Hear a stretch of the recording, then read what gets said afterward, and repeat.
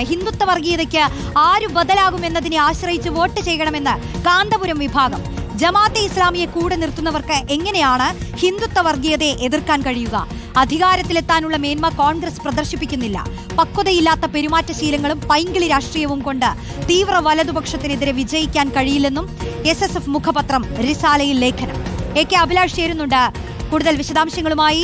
അഭിലാഷ്, കടുപ്പിക്കുക തന്നെയാണല്ലേ ഇതിപ്പോൾ SSFന്റെ മുഖപത്രമായ റിസാലയിൽ എന്താണ് വിമർശിക്കുന്നത്?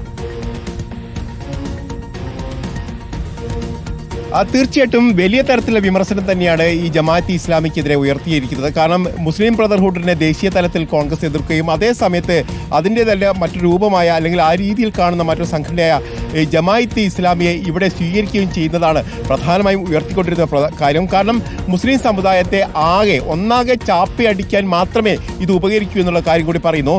ഹിന്ദു വർഗീയത എങ്ങനെയാണ് കോൺഗ്രസിന് ഇത്തരത്തിൽ ജമാഅത്തെ ഇസ്ലാമിയെ കൂടെ കൂട്ടിക്കൊണ്ട് എതിർക്കാൻ കഴിയുക എന്നുള്ള കാര്യം കൂടി ചോദിക്കുന്നുണ്ട്. പ്രധാനമായും അധികാരത്തിൽ, അതായത് അടുത്ത നിയമസഭാ തെരഞ്ഞെടുപ്പിൽ അധികാരത്തിൽ വരേണ്ടുന്ന ഒരു രാഷ്ട്രീയ പാർട്ടിയാണ്. പ്രധാനമായും ദേശീയ തലത്തിൽ BJPയെ അല്ലെങ്കിൽ ഹിന്ദുത്വ ശക്തികളെ അമർച്ച ചെയ്യണമെങ്കിൽ അല്ലെങ്കിൽ അതിനെ എതിരിടണമെങ്കിൽ അതിനെ ശക്തിപ്പെടണമെങ്കിൽ ഇവിടെ അധികാരത്തിൽ വരേണ്ടതുണ്ട്. പക്ഷേ അപ്പോൾ പോലും കോൺഗ്രസ് എന്താണ് ഇപ്പോൾ ചെയ്യുന്നത് എന്നുള്ള കാര്യമാണ് അവർ ചോദിക്കുന്നത്.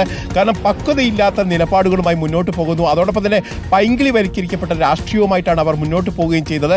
ഈ ഒരു സാഹചര്യത്തിൽ എങ്ങനെയാണ് അധികാരത്തിലെത്താൻ കഴിയുക എന്നുള്ള കാര്യം കൂടി ചോദിച്ചുകൊണ്ടാണ് വലിയ തരത്തിലുള്ള വിമർശനം ഈ റിസാലയുടെ ഭാഗത്ത് വരുന്നുണ്ട്. അതോടൊപ്പം തന്നെ സഹോദരി യാത്രയ്ക്ക് പരസ്യമായി പിന്തുണ നൽകിയിട്ടാണ് മുസ്ലിം ലീഗ് ജമാഅത്തെ ഇസ്ലാമിയെ സ്വീകരിക്കുന്നതെന്നുള്ള ആക്ഷേപങ്ങൾ കൂടി വരുന്നു. കാരണം ഒരു കാലത്തും മുസ്ലിം ലീഗായിരുന്നു ജമാഅത്തെ ഇസ്ലാമിയെ ശക്തമായി എതിർക്കുകയൊക്കെ ചെയ്തിരുന്നത്. അവരെ സ്വീകരിക്കുന്ന ഒരു നിലപാടിലേക്ക് മുസ്ലിം ലീഗ് എത്തുന്നു എന്നുള്ളത് പ്രധാനപ്പെട്ട വിഷയമായി തന്നെ അവർ ഉയർത്തിക്കൊണ്ടുവരികയും ചെയ്യുന്നുണ്ട്. ഏതായാലും UDFനെ, അതായത് കോൺഗ്രസിനെയും അതോടൊപ്പം തന്നെ മുസ്ലിം ലീഗിനെയും നിശിതമായി വിമർശിച്ചുകൊണ്ട് തന്നെയാണ് ഈ റിസാലയിലെ ലേഖനം എന്നുള്ളതാണ് ഏറ്റവും ശ്രദ്ധേയമായ കാര്യം. എന്തായാലും തുടർച്ചയായ വിമർശനങ്ങൾ വന്നുകൊണ്ടിരിക്കുകയാണ്. VD സതീശൻ ഇന്നലെ പറഞ്ഞ ആ പ്രസ്താവനയ്ക്ക് പിന്നാലെ പിന്തുണാ വിവാദം നിലമ്പൂരിൽ കൂടുതൽ ആളിക്കത്തുകയാണ്. നമുക്കൊരു ഇടവേള എടുക്കാം. ഇടവേളയ്ക്ക് ശേഷം ഇതേ വിഷയത്തിലേക്ക് തിരിച്ചെത്താം.